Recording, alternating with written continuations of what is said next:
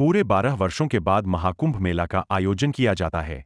महाकुंभ सबसे बड़ा और प्रमुख धार्मिक अनुष्ठान माना जाता है। कुंभ मेला में लाखों करोड़ों की संख्या में श्रद्धालु आते हैं। कहते हैं कि जो भी व्यक्ति कुंभ स्नान कर लेता है, उसके सभी पाप मिट जाते हैं। इतना ही नहीं, उसकी सभी मनोकामनाएं भी पूरी होती है।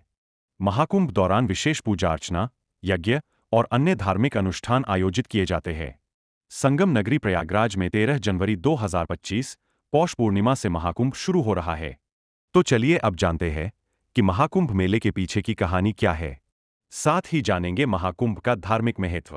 पौराणिक कथा के अनुसार जब देवताओं और असुरों के बीच समुद्र मंथन हुआ था, तब समुद्र मंथन के दौरान भगवान धन्वंतरी अमृत कुंभ यानी कलश लेकर प्रकट हुए। देवताओं के संकेत पर इंद्रपुत्र जयंत अमृत से भरा कलश लेकर बड़े भागने लगे और असुर जयंत के पीछे भागने लगे।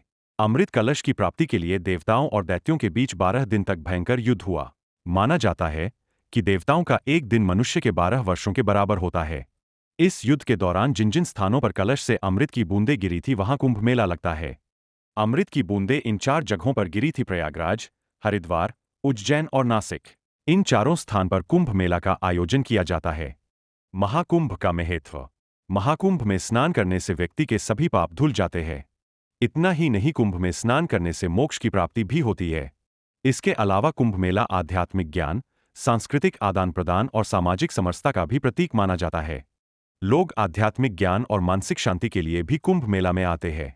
बता दें कि महाकुंभ में नागा साधु से लेकर अन्य अलग अलग बड़े बड़े संत पधारते हैं, जिनका आशीर्वाद लेने के लिए श्रद्धालु दूर दूर से कुंभ मेला में शामिल होने आते हैं।